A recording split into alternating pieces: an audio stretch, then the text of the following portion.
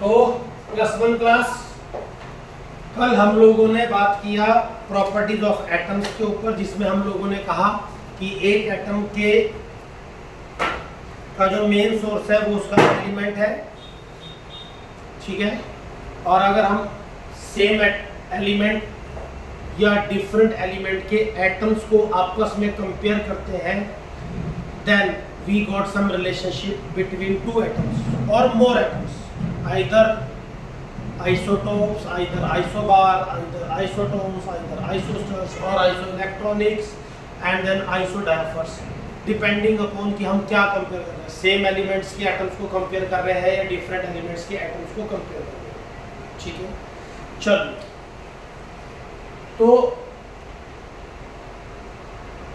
आज अपन हल्का सा बात करेंगे परसेंटेज ऑफ आइसोटॉप के ऊपर।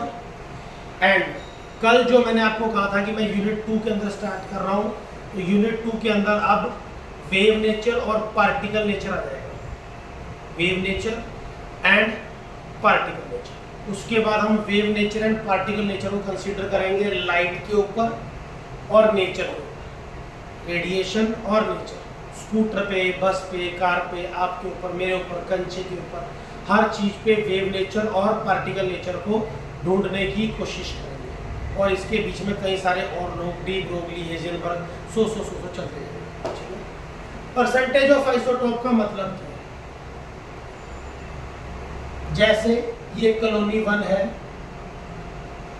मान लेते हैं कि ये कॉलोनी किसी की भी है, हाइड्रोजन की है, एक एलिमेंट है,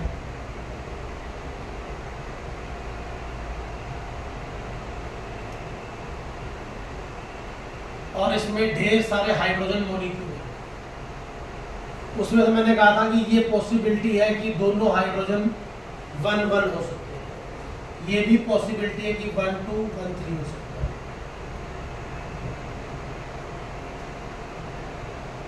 ठीक है ना। कोई भी पॉसिबिलिटी अवेलेबल है, ठीक है। अब अगर अवेलेबिलिटी पॉसिबल है तो दुनिया में वो एलिमेंट्स या वो एटम्स, नॉर्मली कुछ भी जिनके आइसोटोप एग्जिस्ट करते हैं, उनमें अलग अलग एटम का एटॉमिक मास अलग अलग हो सकता है, ठीक है। तो इन दैट केस हम लोग एटॉमिक मास नहीं ढूंढते हैं, in that case we will find average atomic mass. तो अगर मुझे इस पिक्चराइजेशन का मास लेना, that is not the mass, that is the average mass, क्योंकि इसमें कुछ लोगों का मास अलग है, कुछ लोगों का मास अलग अलग है, ठीक है। सो एम एवरेज, एम मतलब एटॉमिक मास या molecular mass for those which can show isotopic effect, उन एलिमेंट्स में जहां पे आइसोटॉप की एग्जिस्टेंस है वहां पे एवरेज वैल्यू ली जाती है मास, ठीक है। कितना होगा, क्या फार्मूला, एवरेज एटॉमिक मास का फार्मूला होगा atomic mass of isotope 1 into में परसेंटेज, मतलब यहाँ जो टोटल एटम है उसमें से कुछ परसेंट ऑफ एटम 1-1 है और कुछ परसेंट ऑफ एटम 1-2 है, तो 1-1 वालों का एटॉमिक मास इनटू में there percentage plus atomic mass of isotope 2 into percentage by में 100 ये में कर सकते हैं, ठीक है। तो अब हमें एटॉमिक मासेस या कुछ भी दिया होगा तो हमें परसेंटेज फाइंड आउट करना होगा, ठीक है। For example boron has 2 isotopes, वो कहता है बोरोन के 2 आइसोटोप, एक का नाम है बोरोन 510 और एक का नाम है boron 511, 510 and 511। Average atomic mass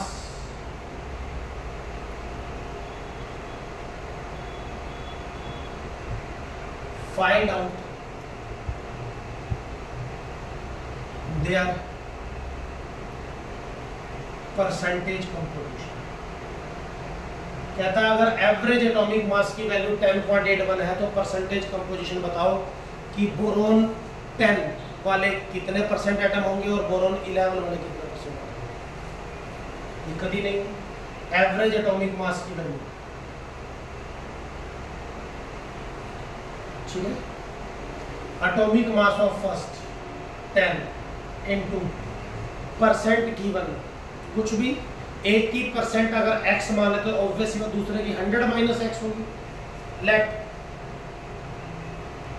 percentage of boron 10 is equal to x, so percentage of boron 11 sure हो 100 माइनस x हो जाएगी, तो 10 into x plus 11 into 100 minus x, ठीक है डियर। 100 को मल्टीप्लाई कर देते हैं यहाँ पे, कितना हो जाएगा 10x प्लस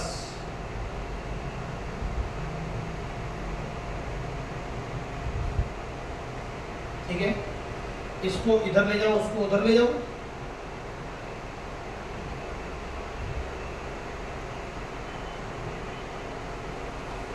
ये इसमें आकर ऐड अप हो जाएगा, ये और ये ऐड हो जाएंगे,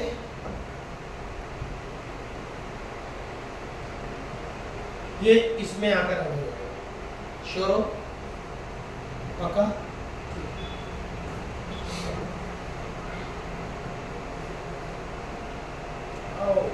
शिट सॉरी, क्या कर दिया, sorry. 10.81 is equal to 10x plus ये 1100 बनेगा, ये 100 मैंने इधर मल्टीप्लाई किया, 1100 माइनस 11x तो कितना होगा 1100 माइनस x हो गया, x को उधर ले चलते हैं,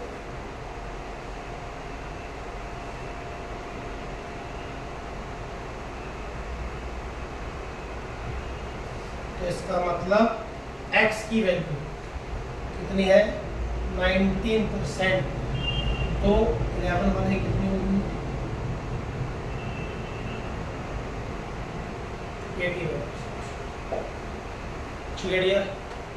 इस तरह से हम लोग अगर हमारे पास एवरेज एटॉमिक मास है तो हम परसेंटेज फाइंड आउट कर सकते हैं डियर, और अगर हमें परसेंटेज गिवन है तो हम लोग एवरेज एटॉमिक मास भी निकाल सकते हैं, ठीक है। चलिए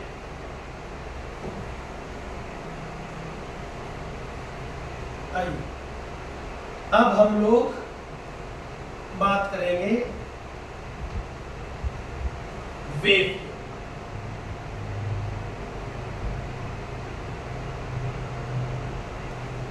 वेव क्या होती है, वेव की क्या प्रॉपर्टीज है, ये हमें पता होना चाहिए ताकि हम लोग लाइट के ऊपर वेव की प्रॉपर्टी को अप्लाई कर सकें, स्कूटर के ऊपर वेव की प्रॉपर्टीज को अप्लाई कर सकें, खुद पे, बॉल पे, क्रिकेट बॉल पे, बैल पे, पंखे पे, हर वो चीज़ जो माइक्रोस्कोपिक है या मैक्रोस्कोपिक है उसके ऊपर हम लोग ये अप्लाई कर सकते हैं। तो ये सेकंड चैप्टर जो एटॉमिक स्ट्रक्चर है ये लाइट प्लस नेचर पे, नेचर मतलब microscopic object plus macroscopic object की प्रॉपर्टीज को डिस्कस करने के लिए सबसे पहले वेव नेचर। वेव्स आप लोगों ने शायद 9th क्लास में सुनते हैं, वेव्स क्या होती है, कई लोग बोलेंगे कि वेव वो है जिसके क्रस्ट और ट्रफ होते हैं, सब कुछ सही है, +1 है, डेफिनेशन ना भी आए तो चलेगा लेकिन मीनिंग आना जरूरी है, ठीक है। वेव्स क्या होती है, उसके लिए मैंने क्या किया, एक तालाब के कोने पे जाकर बैठ गया। ठीक है, अगर मैं तालाब के कोने पे जाकर बैठता हूँ और वहां पे तालाब के अंदर एक पत्थर मारता हूं तो पानी के अंदर मुझे डिस्टरबेंस दिखाई देगी और मैं कहूंगा कि पानी में वेव बन गई है।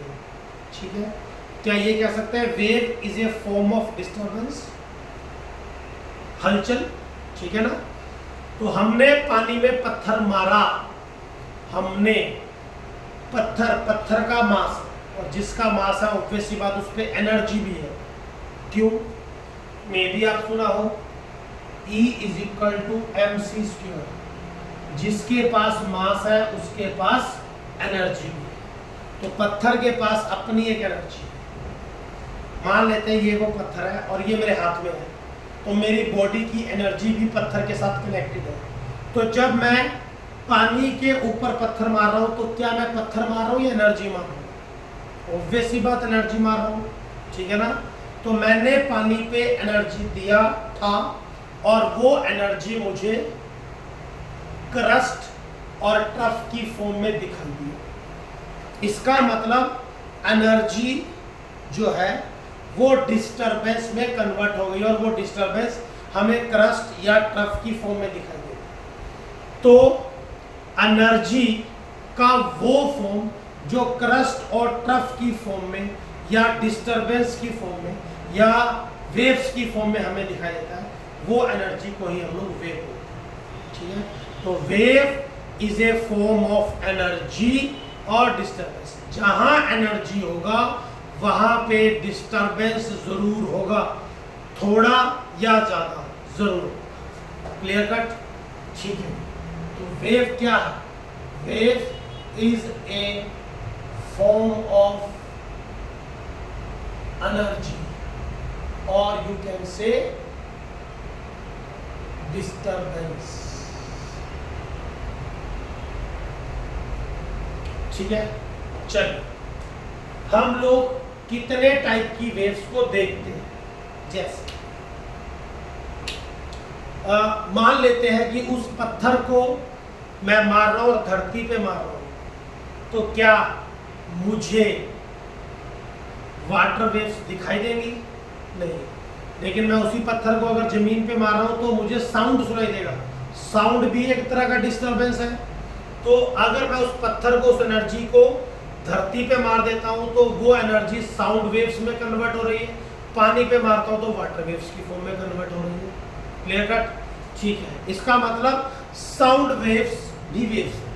अब मैंने क्या किया, एक बंदे को बोला कि आप चिल्लाओ, जैसे मैं बोल रहा हूं और आपको सुनाई दे रहा है। कैसे? मेरे और फोन के कैमरा के बीच में एयर है, हवा है।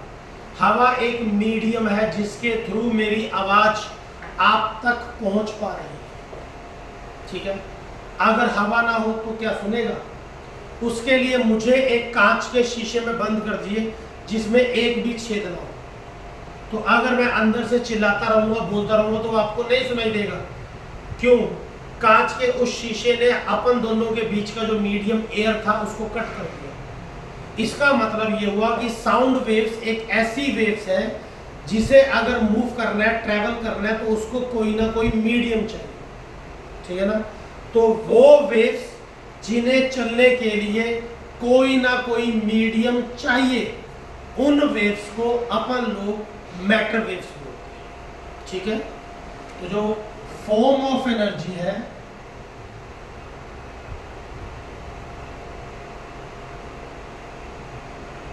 उसका एक टाइप मैटर वेव हो सकती है। साउंड वेव्स, वाटर वेव्स, ये आपने सुना हो सकता है।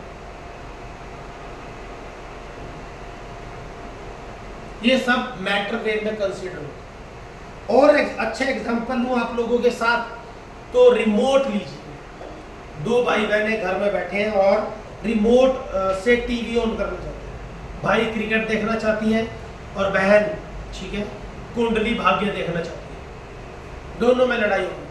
रिमोट बहन के हाथ में तो वो कुंडली भाग्य लगाकर बैठी है। तो भाई अपन की तरह इंटेलिजेंट है, ठीक है ना। तो भाई ने क्या किया, जो टीवी का सेंसर है उसके ऊपर हाथ रख दिया, तो क्या चैनल चेंज होगा? नहीं चेंज होगा। इसका मतलब साइंस वाले जो बंदे हैं वो हर स्ट्रीम वाले बंदे से ऊपर होते हैं, वो कुछ भी कर सकते हैं। वो IAS ऑफिसर भी बन सकते हैं, वो CA भी बन सकते हैं, वो सब कुछ बन सकते हैं यार, सब कुछ बन सकते हैं। क्या है जो हम नहीं बन सकते? ठीक है ना।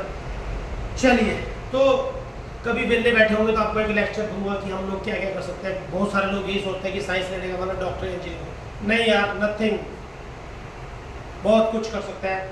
एक लेक्चर आपको बना के दूंगा उसमें। तो इसका मतलब ये हुआ कि सेंसर के पास जो वेव्स, क्योंकि रिमोट में तो सेल डलते हैं और सेल में करंट होता है और current is a form of energy, तो रिमोट में से एनर्जी निकल रही है और जहां एनर्जी है वहां वेव्स है। तो रिमोट में से वेव्स निकलती है, लेकिन वो वेव्स अब हाथ आ गया तो सेंसर तक नहीं पहुंच पा रहे क्योंकि हाथ ने वो मीडियम कट मार दिया है। सुनो, ठीक है ना। इसका मतलब रिमोट में से निकलने वाली जो वेव है वो मैटर वेव्स है। अब क्या है कि घर वालों ने रिस्ट्रिक्शन डाल दिया कि आपने सेंसर को नहीं छुपाना।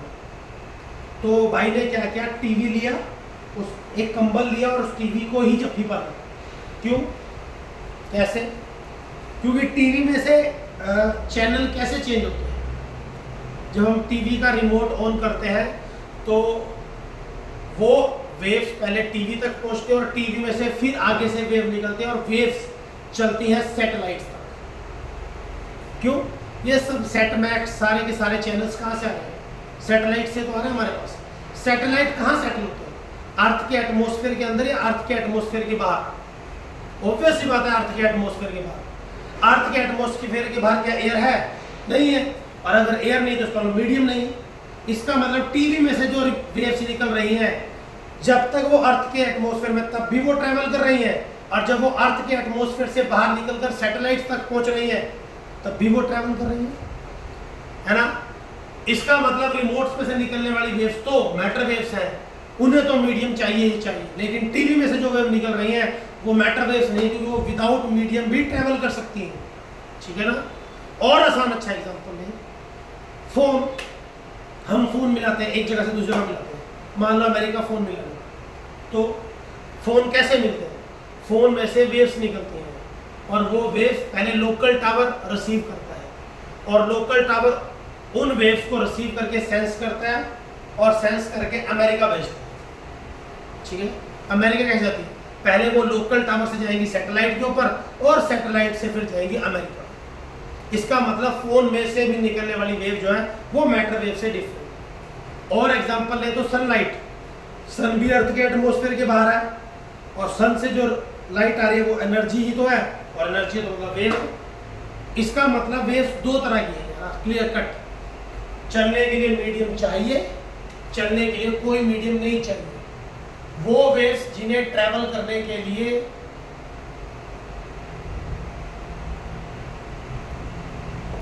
कोई मीडियम नहीं चाहिए, उन्हें इलेक्ट्रोमैग्नेटिक वेव्स या इलेक्ट्रोमैग्नेटिक रेडिएशन का नाम देते हैं। ठीक है। तो रिक्वायर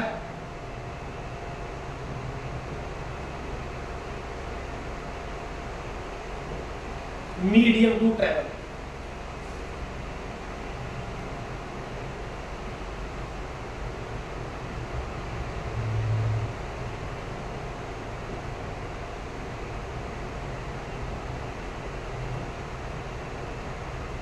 सनलाइट इलेक्ट्रोमैग्नेटिक वेव्स।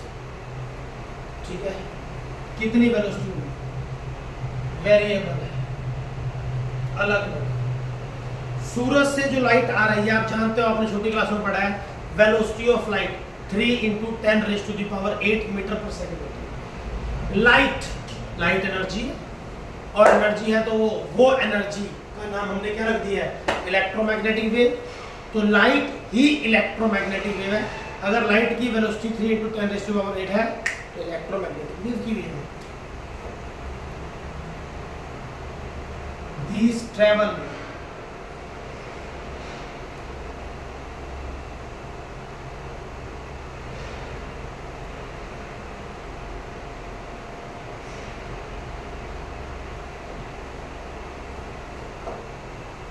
ठीक है। और आजकल तो सबके घरों में एलईडी स्क्रीन आ रही है, एलईडी, लेकिन थोड़ा टाइम पहले चले जाए टीवी होते हैं। और कईयों ने, आप में से कईयों ने ऑब्जर्व भी किया हो कि अगर पुराने टीवियों के आसपास हम लोग बूफर लगा दें, बूफर, तो थोड़े दिनों बाद उनकी पिक्चर जो है वो हिलने लग जाती है। क्यों? क्योंकि पुराने टीवियों के अंदर कैथोड रेस ट्यूब होती थी और उन कैथोड रेस के ऊपर इलेक्ट्रिक फील्ड और मैग्नेटिक फील्ड का इफेक्ट होता है, ठीक है। और जो बूफर्स होते हैं उनमें एक स्ट्रॉन्ग मैग्नेट लगी होती है। तो इलेक्ट्रोमैग्नेटिक वेव्स को इलेक्ट्रोमैग्नेटिक ही क्यों कहा गया? इलेक्ट्रो मतलब इलेक्ट्रिक, मैग्नेटिक मतलब मैग्नेटिक। वो वेव्स जिनके पाथ ऑफ ट्रेवलिंग के ऊपर इलेक्ट्रिक फील्ड और मैग्नेटिक फील्ड का अफेक्ट होता है, उन्हें हम लोग इलेक्ट्रोमैग्नेटिक वेव्स बोलते हैं, ठीक है।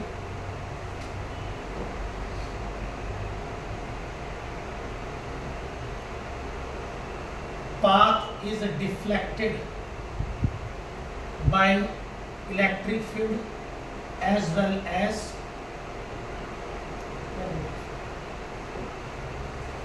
इलेक्ट्रिक फील्ड और मैग्नेटिक फील्ड एक दूसरे से परपेंडिकुलर डायरेक्शन में लगाएंगे हम, ठीक है। और वेव जिस रास्ते पे ट्रेवल कर रही है, साउंड वेव चल रही है, ये नहीं कि इधर चल रही है आपकी तरफ आ गई, नहीं यार, मेरी आवाज आपको भी सुनाई दे रही है और मेरे पीछे कोई बैठा होगा उधर भी सुनेगी, लेफ्ट राइट सब जगह सुनेगी। तो वेव सभी डायरेक्शन में मूव करती है, 3 डायमेंशनल मूव करती है सभी एक्सिस पे। तो जो वेव का पाथ ऑफ प्रोपेगेशन होगा उससे परपेंडिकुलर डायरेक्शन में हम लोग मैग्नेटिक और इलेक्ट्रिक फील्ड लगाएंगे, ठीक है। कैसे? आप सब लोगों ने 10 तक ये पढ़ा है ऐसे,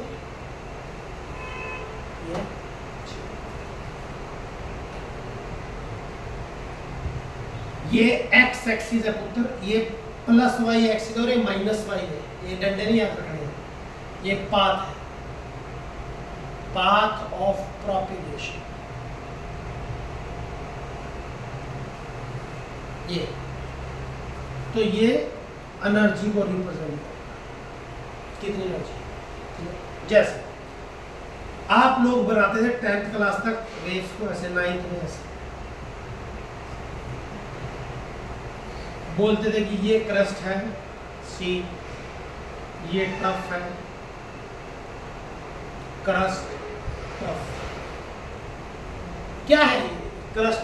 क्रस्ट एंड टफ जो है वो एनर्जी के अमाउंट को रिप्रेजेंट करते हैं वेव के। मान लेते हैं कि मैं एक क्लास को पढ़ा रहा हूं और उस क्लास के अंदर 10 लाइनें हैं स्टूडेंट्स की, तो जो मैं आवाज बोलूंगा, जो भी मैं साउंड वेव दूंगा, वो पहले बच्चे को और लास्ट बच्चे को क्या बराबर सुनाई देगी? नहीं, बराबर नहीं सुनाई देगी, ठीक है ना। पहले बच्चे को ज्यादा आवाज सुनाई देगी, ज्यादा एनर्जी मिलेगी, और पीछे वाला जो बच्चा होगा उसको कम आवाज सुनाई देगी, मतलब कम एनर्जी सुनाई देगी। इसका मतलब जैसे जैसे वेव ट्रेवल कर रही है उसके अंदर की एनर्जी धीरे धीरे धीरे धीरे कम होती जा रही है, ठीक है। तो ये हम यूज करते हैं, बट प्रैक्टिकली वेव को ऐसे नहीं रिप्रेजेंट,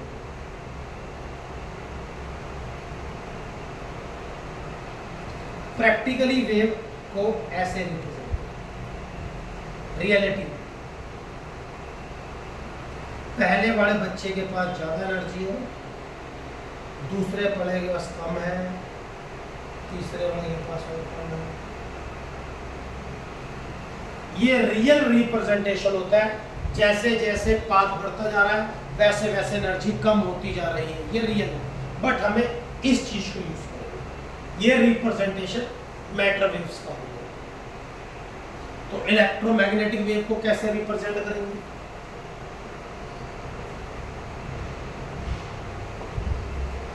वाई एक्सिस पे हम लगाएंगे इलेक्ट्रिक फील्ड, एक्स एक्सिस पे पाथ ऑफ प्रोपेगेशन है, तो जेड एक्सिस पे मैग्नेटिक फील्ड है, ठीक है। ये मैंने रिप्रेजेंट कर दिया एक नॉर्मल वेव। अगर ये नॉर्मल वेव है तो इसके ऊपर इलेक्ट्रिक और मैग्नेटिक फील्ड का इफेक्ट नहीं होगा, लेकिन अगर ये वेव एक इलेक्ट्रोमैग्नेटिक वेव है तो इस पे और इस पे दोनों पे इफेक्ट होगा। इलेक्ट्रिक फील्ड इस वेव को अपनी तरफ अट्रैक्ट करेगी,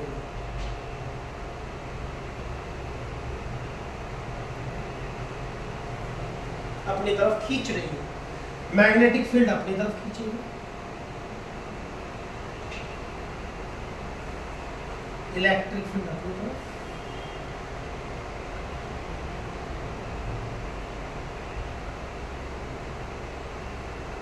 समझ आ गया? तो ये रिप्रेजेंटेशन पुत्र अगर एक मैटर वेव का है तो ये जो डॉटेड रिप्रेजेंटेशन है वो एक इलेक्ट्रोमैग्नेटिक वेव, ठीक है। Those wave whose path is deflected by electric field and magnetic field perpendicular to each other, ठीक है।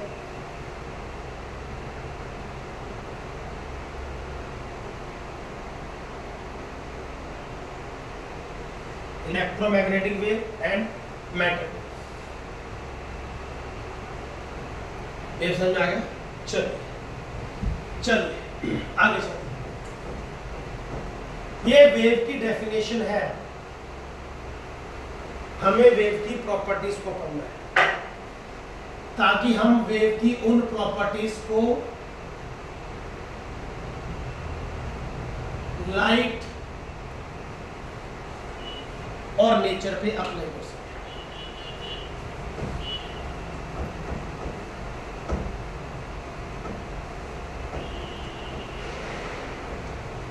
प्रॉपर्टी ऑफ वेव, ठीक है। आपने कुछ सुना होगा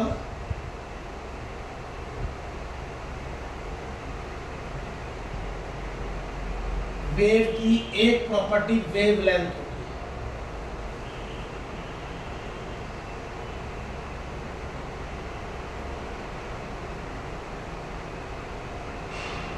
दूसरी वेव नंबर,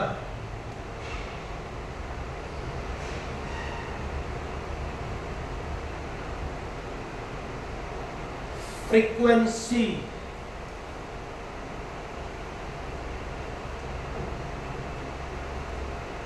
एम्पलीट्यूड,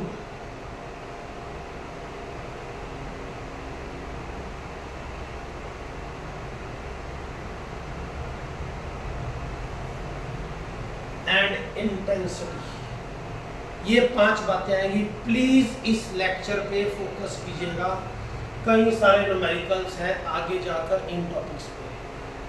वेवलेंथ को रिप्रेजेंट करते हैं लैम्बडा से, लैम्बडा लैम्बडा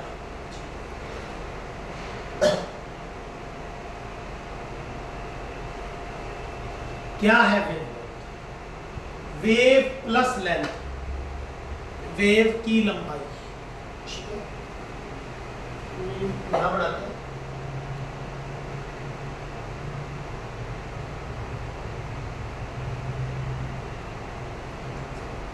ये वेव का डायग्राम हो गया। बट वन वेव का क्या मतलब? वन वेव का मतलब होता है बेटा one crust plus one trough. एक क्रस्ट और एक ट्रफ को जोड़ दिया जाए तो उसे वन वेव बोलते हैं, ठीक है। क्रस्ट ट्रफ, एक क्रस्ट ट्रफ, दो क्रस्ट ट्रफ, तीन। तो इस डायग्राम में मैंने 3 वेव बनाई, तो मुझे एक वेव की लंबाई मापनी है। ऑब्वियस सी बात, वेव यहाँ से स्टार्ट होकर यहाँ पे एंड हो रही है, लेकिन जो लेंथ ऑफ वेव है वो सेंटर ऑफ क्रस्ट या सेंटर ऑफ ट्रफ से मापी है।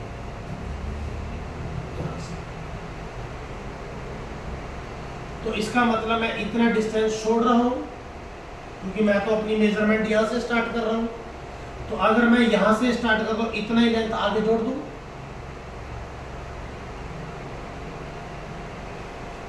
क्या बन गया? ठीक है, चलिए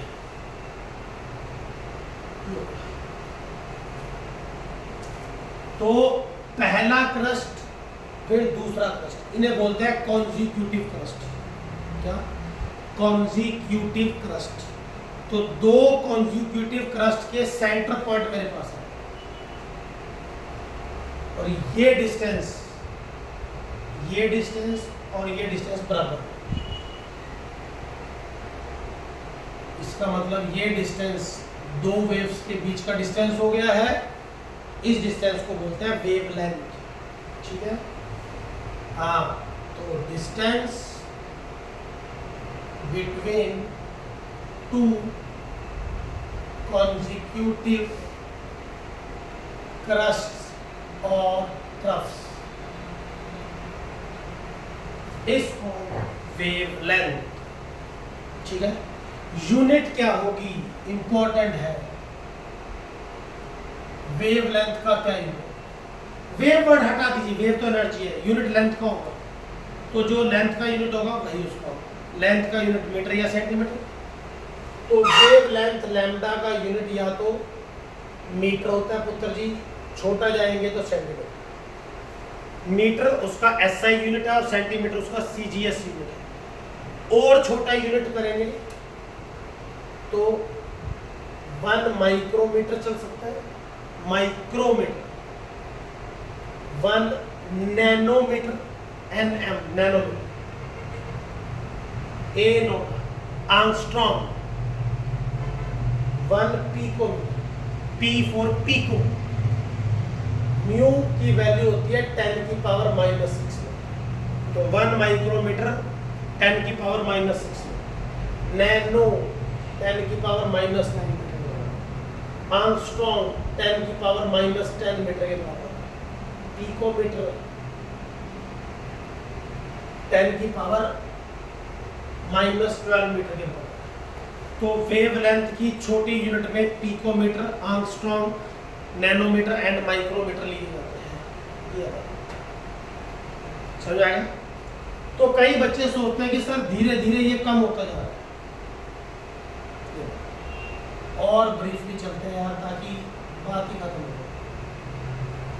तो सर अगर इसके सेंटर और इसके सेंटर के बीच का डिस्टेंस लैम्डा है तो ये भी लैम्डा होगा। दो क्रस्ट भी सिलेक्ट कर सकते हैं, दो टर्म।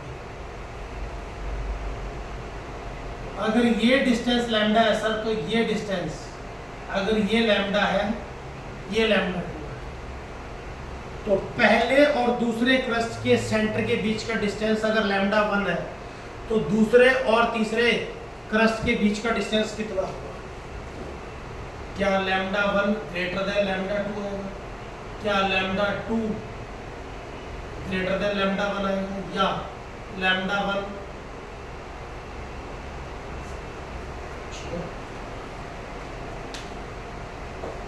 इस बात को अच्छे से समझने के लिए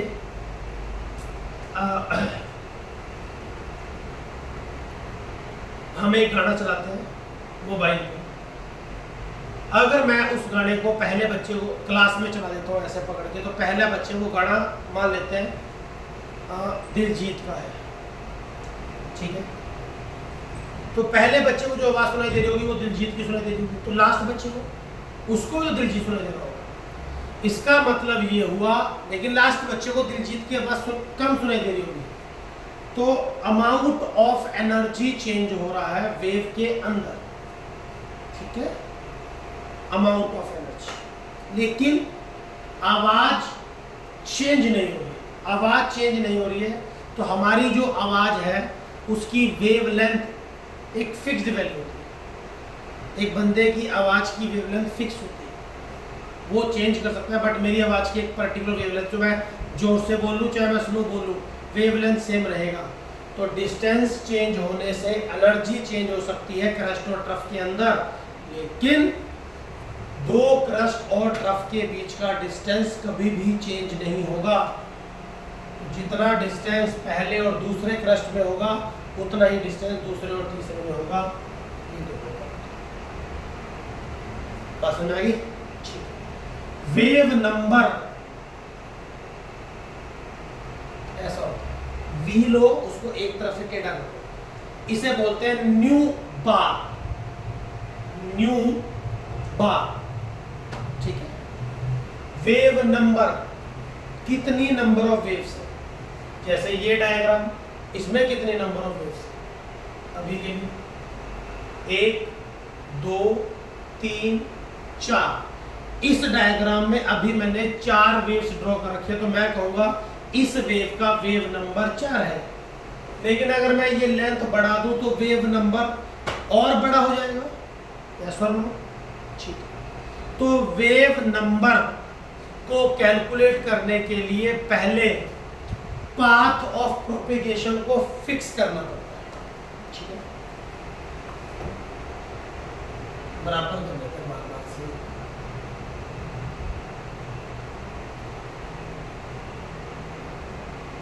वन सेंटीमीटर हमने 1 सेंटीमीटर तक का प्रोपेगेशन